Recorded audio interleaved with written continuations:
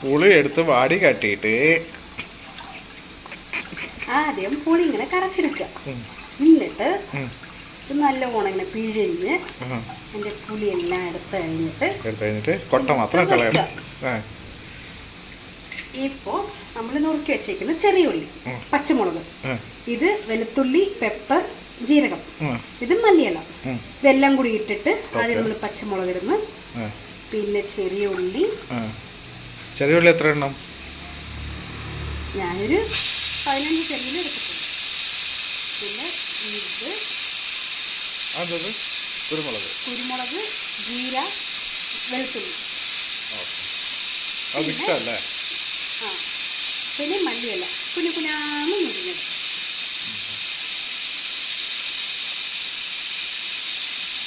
എല്ലാം കൂടി ഇട്ടിട്ട് കല്ലുപ്പ് പൊടിയുപ്പ് ഇട്ട കുഴപ്പമുണ്ടോ? കുഴപ്പമൊന്നുമില്ല. കല്ലുപ്പിട പൊടിയിപ്പിട ഇട്ടിട്ട് അതാണ് സീക്രട്ട്. നമ്മൾ ഇത് കൈകൊണ്ട് വേണം പിഴിഞ്ഞ് നെവിടി എടുക്കാൻ. ഓക്കെ, വേറൊന്നും യൂസ് ചെയ്യാൻ പാടില്ല. വേറെ യൂസ് ചെയ്താൽ ആ ടേസ്റ്റ് കുറവാകും. കൈകൊണ്ട് ഇങ്ങനെ നെവിടി പിഴിയുമ്പോൾ ആ പച്ചമുളകും ചെറിയുള്ളിയും മല്ലിയിലയും മസാല ഇട്ടതും എല്ലാം കൂടി ചേർന്ന് മിക്സായി നല്ല രീതിക്ക് കിട്ടും.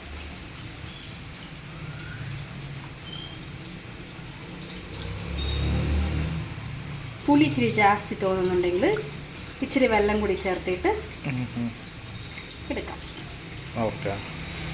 നന്നായിട്ട് ഈ പച്ചമുളകൊക്കെ ഇങ്ങനെ നെവിടി. ഉപ്പ് ജാസ്തി ആവാൻ ചാൻസ് ഇല്ല, നമ്മൾ കുറച്ചല്ലേ ഇട്ടിട്ടുള്ളൂ.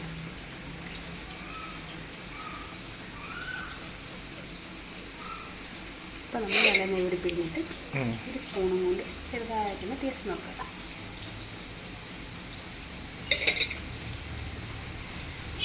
പുളി അത്യാവശ്യത്തിനുണ്ട്.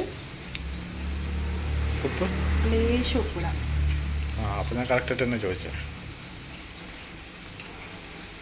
ഇനി കുറച്ചും കൂടി കല്ലുപ്പല്ലേ, കുറച്ചും കൂടി നല്ലപോലെ ഇളക്കി അത് ഇതാവത്തില്ലേ? ഉള്ളി തെറിച്ചു പോയി. ചിലപ്പോൾ ഈ സാഹസമൊക്കെ ചെയ്യുമ്പോൾ അങ്ങനെയൊക്കെ സംഭവിച്ചതൊക്കെ.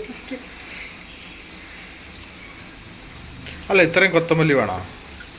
അത് അവരവരുടെ ആവശ്യത്തിനനുസരിച്ച് എവിടെ പിരിയുമ്പോൾ.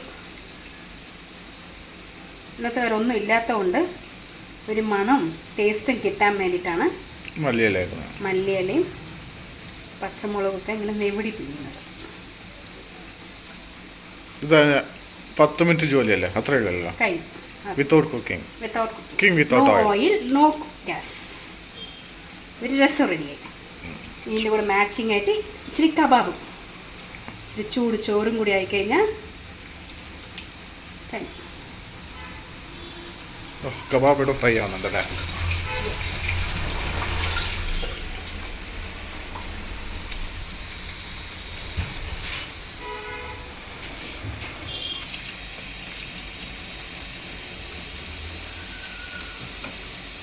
ഓയിലിൻ്റെ കൂടെ no oil, so matching. So ജാസ്തി ഓയിൽ നന്നായിട്ട് റോസ്റ്റ് ആയിട്ട് വന്നിട്ടുണ്ട്, മുരിഞ്ഞ് വന്നിട്ടുണ്ട്.